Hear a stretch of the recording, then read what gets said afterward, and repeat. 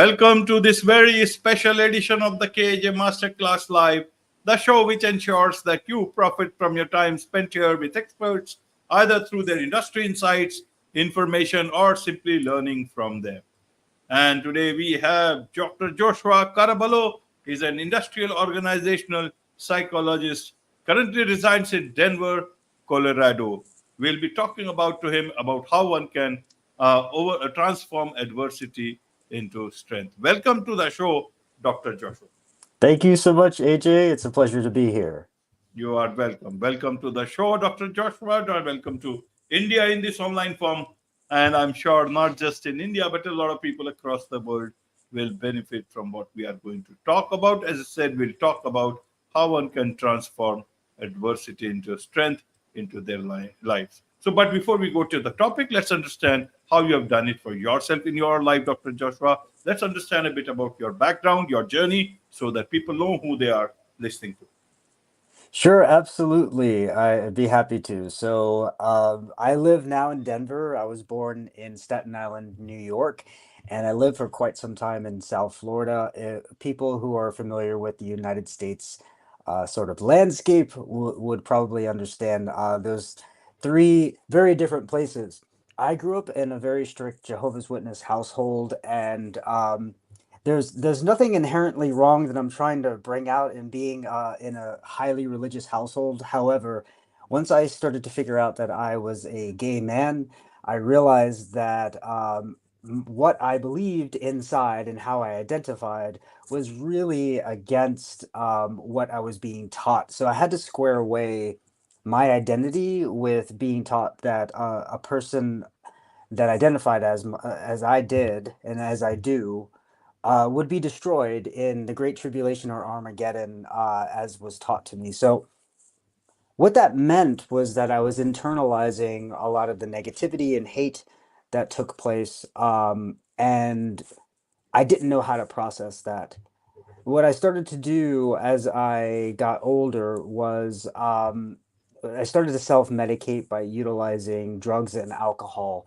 And at the age of 18, I was diagnosed with Hodgkin's lymphoma and stage 4. And as you might imagine, I thought to myself that this was probably God giving me a punishment.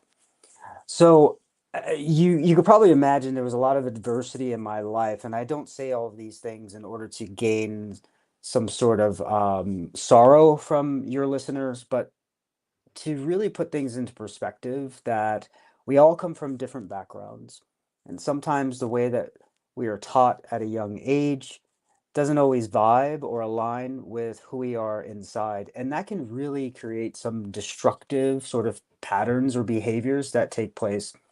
For me, going from that adversity to thriving meant that I had to square away all of those things. I had to really take a good look in the mirror, so to speak, and I had to ask myself, if I want to be on this earth to thrive and to survive, or more than survive, but also help myself get to a place that maybe I can help other people do the same. And that's really why I started this journey, if you will, of writing a memoir about my life and the atrocities that have taken place.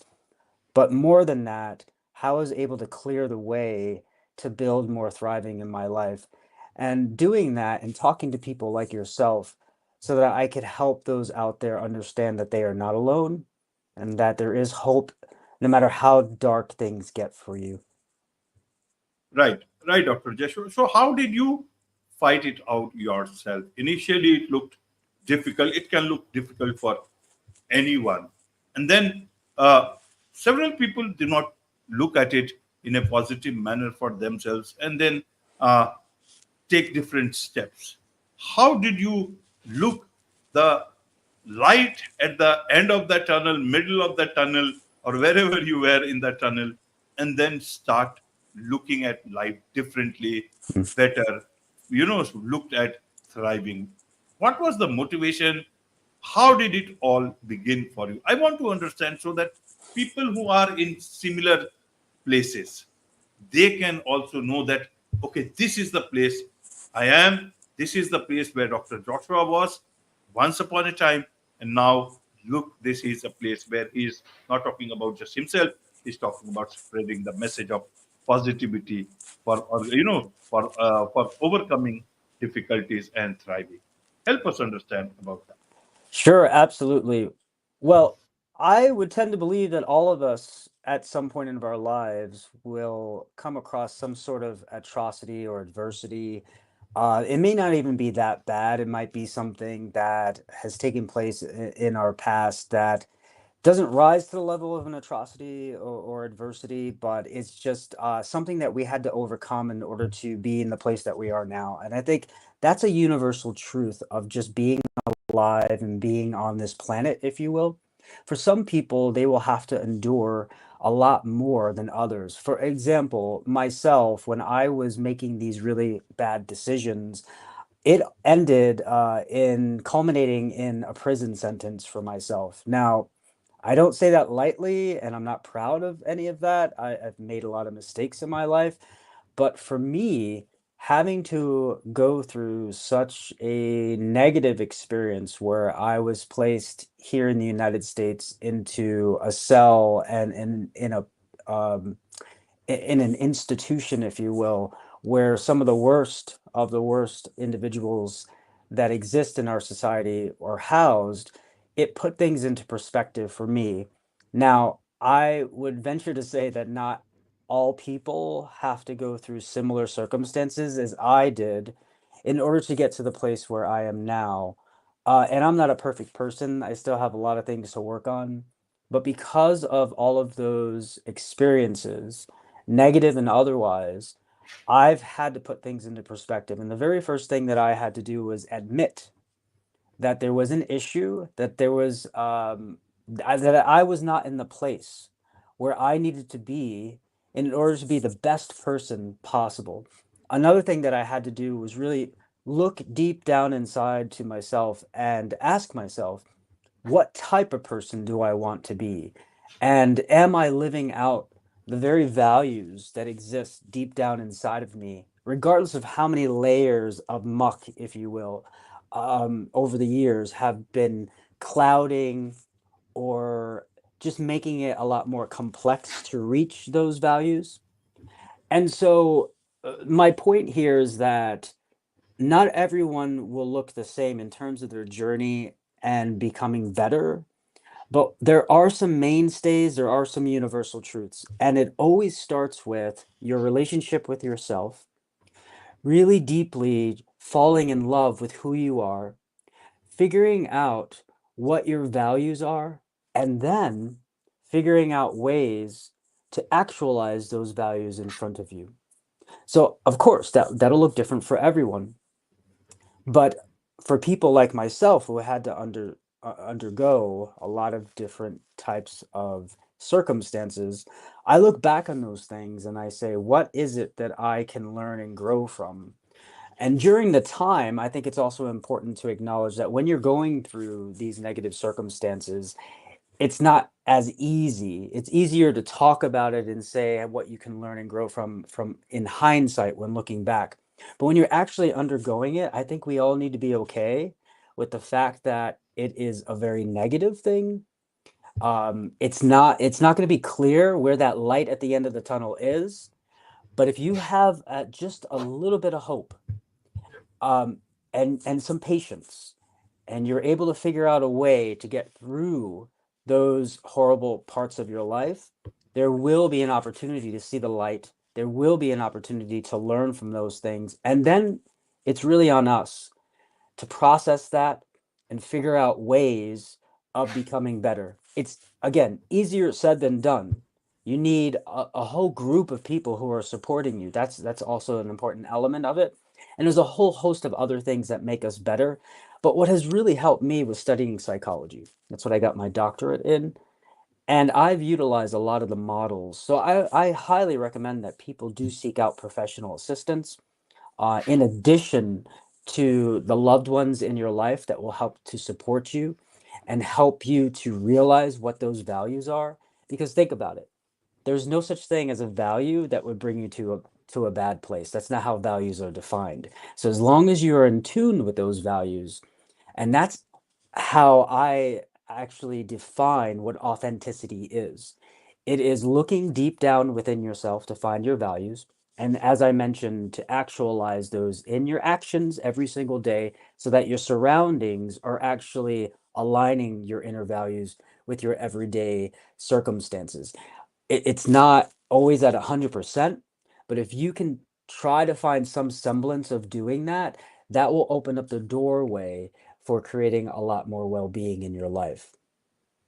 Absolutely, absolutely, Dr.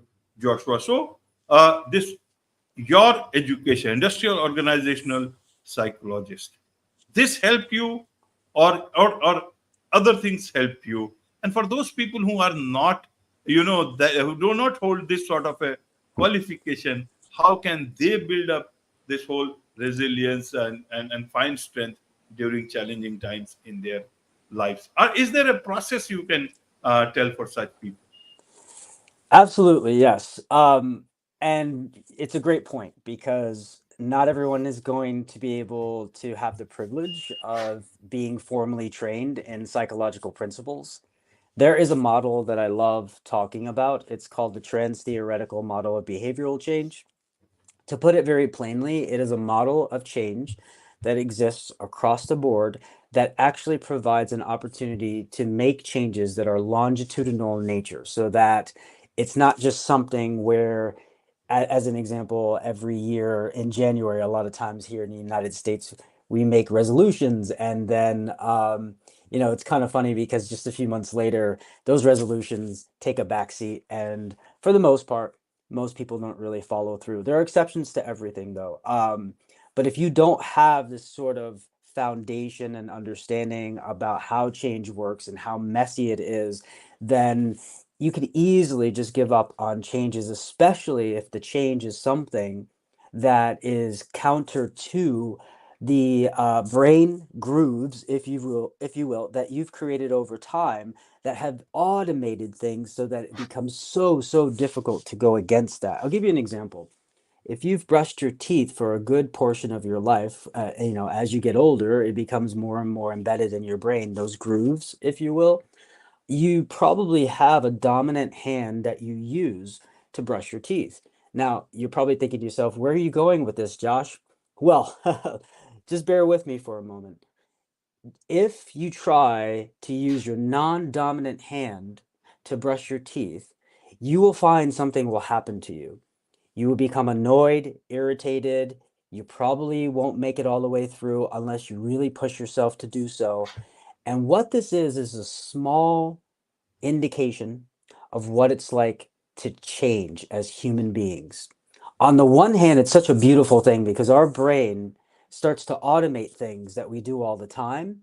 So they become habitual. So we barely even think about it. And in some cases, we're not thinking about it at all because we're running on automatic. It's like driving from work to home. If you do it often enough, you're not even thinking about it. And sometimes you arrive at home and you're like, whoa, how did I get here? I wasn't even thinking because your brain has automated that. So on the one hand, that's a wonderful thing. On the other hand, when it comes to change, that can be an impediment.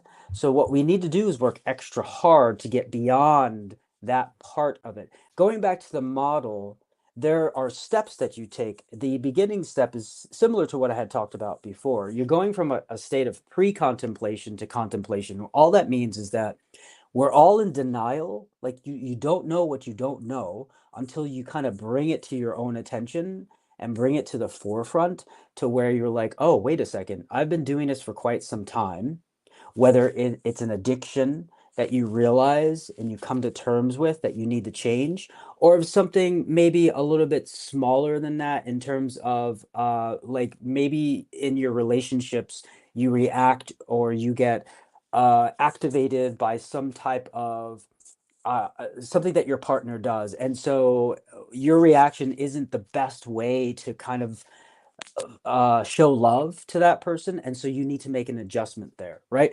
And everything in between. The very first step is to acknowledge that something needs to change. That's going from pre-contemplation to contemplation. From there on out, the steps are pretty clear that you need to start preparing, taking action, and then maintaining that over time. It's not that simple, the steps, and that's why I recommend people look into the model that was actually created by a researcher named Prochaska in 1995. But this is not the only model that's out there, and that's why I also say if you don't know how to change, or if you just want to start learning what those steps are, start doing some research for yourself. Ask some professionals that actually are subject matter experts in human change if you can. And there's a lot of resources out there on the internet. But what you want to do is create these new normals so that you're using your brain to the full effect, but you're using it to your benefit so that you're automating the things that are actually going to bring you joy and further flourishing in your life.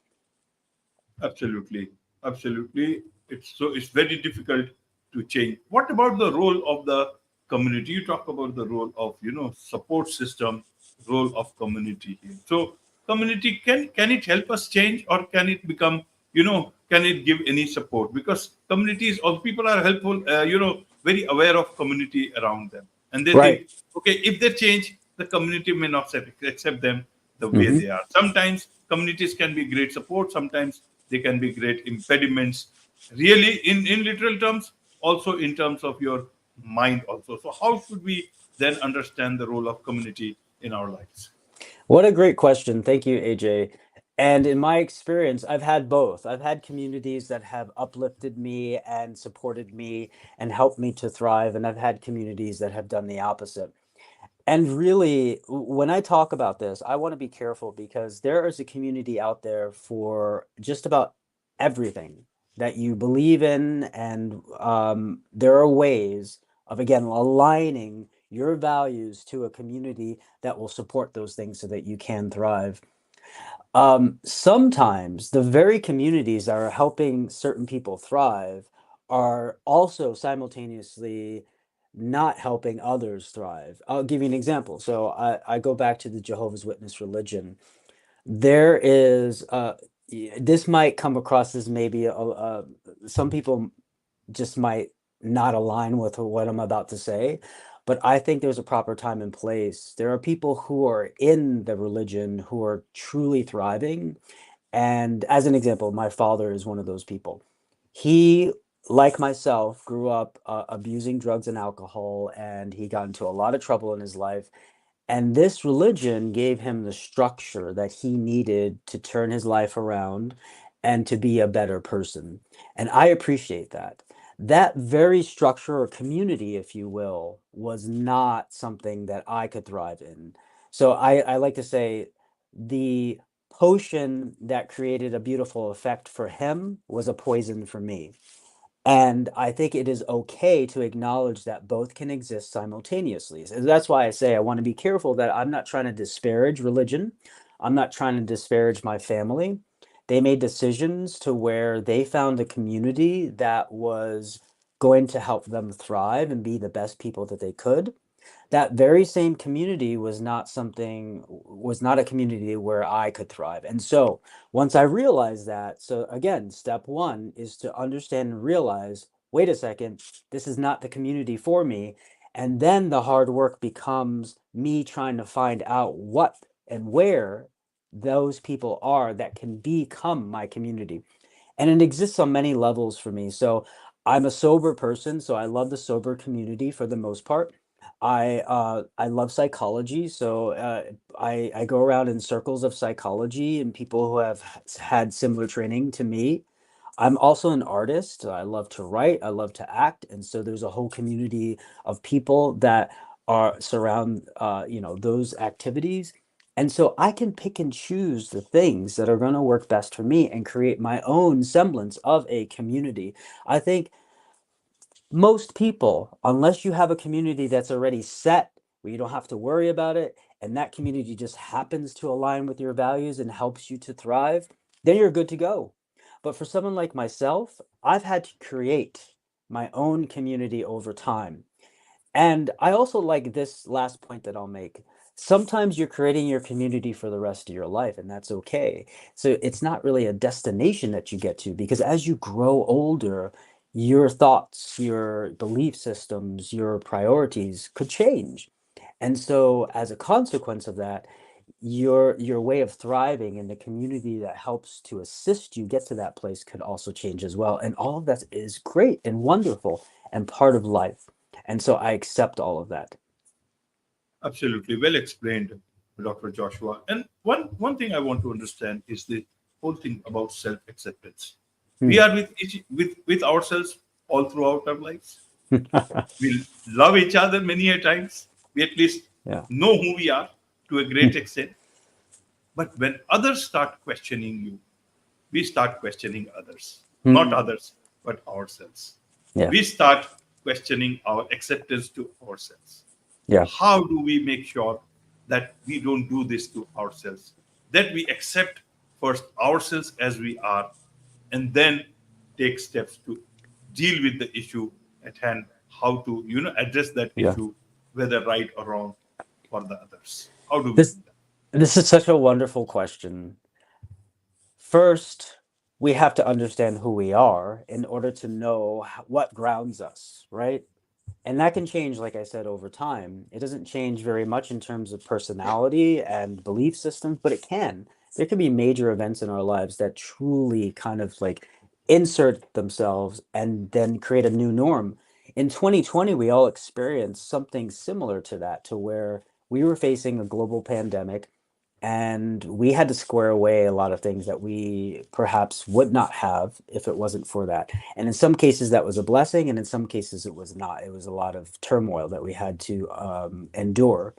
So, understanding yourself is a lifelong endeavor. You never truly know everything about yourself because you're learning and growing. You're a human being. You're a life force that just keeps molding, and there are external circumstances that also affect those things. So, I think this constant sort of learning process of looking within, which is interesting because, like you said, we spend our entire lives with ourselves. You would think, oh, I got this down. I know who I am.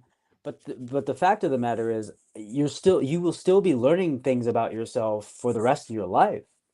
At least as long as your frontal lobe is able to kind of process all of those things, and at some point maybe you start to regress a bit, if that's the case, and hopefully you don't. But that's just how life is. The other thing is, I think it's very helpful to understand the power of suggestion. This is a psychological principle. There have been studies that have been done to where you have a person who does affirmations in the morning as an example. So you look at yourself in the mirror and you say, "This is going to be a great day. I can't wait." If you do that sort of thing, then you can go into work, and somebody can just take a look at you and say, "Are you okay?" And then all of a sudden, just that question will start you to question yourself. Now, there's this thing called the power of threes. It's a very powerful thing. It works in so many different domains. But the point being is that on average, if three different people were to question your state of being, even if it's something very simple and seems to be like they have no agenda in their mind, they're just looking at you. Maybe somebody else, the second person says, "You look a little tired today, are you okay?" Now you're really questioning yourself and all the things, the affirmations that you did that morning about yourself, like this was going to be a great day, that you're doing well, you had a great rest. When the third person says it, and again, this is an average, you can actually start to feel different. You can actually start to feel sick. Whereas in the morning, you recall everything was fine. There was nothing wrong. So, what is going on there? This is what's called the power of suggestion. And whether we like it or not, I think part of it is to acknowledge that the power of suggestion from other people does have an effect on us, whether we want it to or not. We could fight that and we could say, oh, no, no, no, I'm not going to let anybody. But is that fruitful? Is that worth your resources? I would tend to say, and I believe that instead we can acknowledge the power of social suggestion and let that process, it's not going to solve for everything. But what it means is that we can go back to our foundations, but we can't do that if we're not acknowledging that what's happening in front of us is actually affecting us. If we're trying to fight that, now we're building all these extra layers onto what's happening, and the process is taking place whether we like it or not. So to acknowledge is to say, I'm actually feeling different now because of the suggestions that were given to me, and I have an option. I can let that fester and I can start to question who I am. And when I see that bubbling forward, I can say, okay, I acknowledge you, but this is not going to last. It's not going to be forever. There's going to be an end point to this. And then I could go back to my foundations that I built this morning or last month or last year, or the things that I know about me that are truisms. And to me, that was a lifesaver. One last thing I'll say. When I was doing really bad things because I was on drugs and alcohol and I started to make really bad decisions, whenever I would have that glimpse of sobriety, whether it be in the morning, where I had just maybe a few hours where I was not on any substances, my core would tell me something. You are a good person. You need to do good in this world. And you're here on this earth to be a really great individual. So you need to go back to that. And that didn't solve my issue of using substances. But what it meant was I always went back to that core of who I was. And eventually, that was the impetus for me saying, I need to make this everything that I am through all of my actions. So you could do the same in a very small way, like in the morning and telling yourself, I'm going to have a great day, regardless of what other people are saying. And also acknowledge that it's going to change you in some way, but that is not forever. It is going to end at some point, and then you could go back to who you are as a person and those values and those foundations that you have. That will never go away, no matter what happens to you. And that's powerful. That's powerful indeed. So, Dr. Joshua, there is much to learn and understand about these things from you. And so, let's understand a bit from your book, memoir. I'm not dead yet. How I turned my misfortunes into strengths. Who is this memoir for? Is it for a lot of people, yourself, or only a few people? I think it's all of the above. Part of writing a memoir like this is for myself, right? Because it's almost like a form of therapy, if you will. Although it does not replace therapy, but it is a way of when you write down the things that have happened in your life, you're actually getting it from your head and you're processing it in a way to where you're getting it out of your head into the ether, so to speak. The other thing is that people are able to read this, whether you've gone through similar things like myself or not. I think, like I said at the outset, all people have had a history to where they've had to deal with something. It may not be as bad or as dramatic as I have, but you've gone through something. And so there are mainstays or universal truths to everyone's story. And I think we can all learn from each other. And for me, books have changed my life. Books have been the very thing that have opened up portals to help me understand that I'm not alone, that I'm not the only one going through certain things, and that there is solidarity out there. And it's also a wonderful way to learn about different people in different parts of the world without having to travel if you don't have the ability or privilege to spend money on traveling all over the world. So I highly recommend reading all sorts of books. And if you are interested in learning more about what I've mentioned today, hopefully you'll look into reading the memoir. Absolutely. There is much to, as I said, there's much to learn and understand from you, Dr. Joshua. So, for those people who would want to learn more from you, about you, from your memoir, what's the best way for them to do so? I think the easiest thing is to go to my website. You'll find all the information that you need there. I'm also on social media. So it's drjosh.solutions. That's in place. The dot solutions is in place of a .com or .org. So it sounds a little weird, but that's what the URL is. It's also my handle on all my social media, Dr. Josh Solutions. So it's very easy to find me.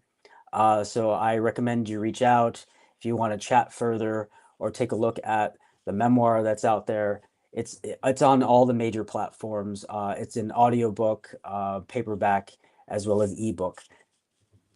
Wonderful.